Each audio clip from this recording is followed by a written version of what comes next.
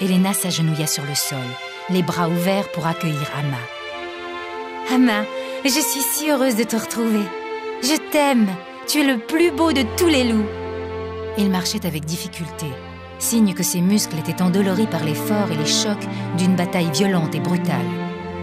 Il lui lécha le visage, puis, ayant fini, fit signe au numéro 2 de la hiérarchie de la meute qu'elle avait son autorisation. C'était à son tour.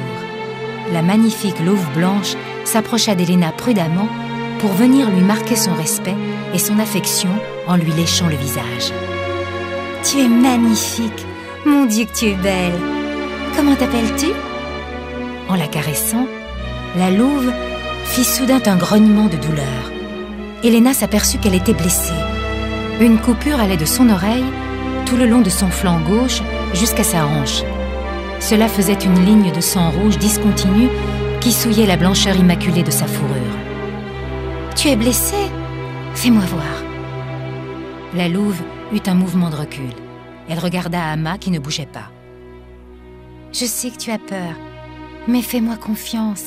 Laisse-moi t'aider. » Elena parlait avec une voix douce, le regard vers le sol, une main tendue sous le museau de la louve. Lentement, Elena lui caressa la tête et très lentement, centimètre par centimètre, gagna sa confiance. « Oui, tu es belle, tu es belle, tu es la plus belle.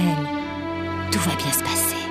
Ne t'inquiète pas, c'est bien, ne t'inquiète pas. Voilà, c'est bien. » Elena fermait les yeux et se concentrait de toutes ses forces, une main sur la tête de la louve et l'autre caressant son corps par petits mouvements allant vers la blessure.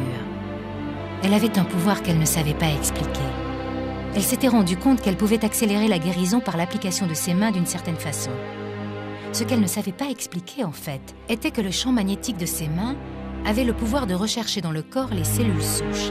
Ces cellules si précieuses car non déterminées et capables de reconstituer n'importe quel organe abîmé. Sa main gauche, sur la tête, demandait au cerveau d'envoyer l'ordre, et la main droite, en balayant le corps, stimulait le déplacement des cellules souches en les guidant vers les endroits en difficulté. Déjà, la louve se sentait apaisée. Elle sentait que cette humaine lui faisait du bien, la soulageait. « Il faut que je te trouve un nom. J'ai lu dans un livre l'histoire d'une louve extraordinaire qui a transformé la vie d'une grande musicienne. Elle est morte aujourd'hui. Elle s'appelait Alawa. Veux-tu que l'on t'appelle ainsi? Alawa ?» Alawa se frotta de tout son corps du côté droit contre Elena, en signe de joie et de remerciement. Elle l'imprégnait ainsi de son odeur, comme pour la baptiser membre d'honneur de sa meute. Puis, toutes les têtes se dressèrent en même temps, les oreilles droites pointées vers le sud, et Ama se mit en mouvement, donnant le signal du départ instantané de sa meute qui disparut dans la forêt.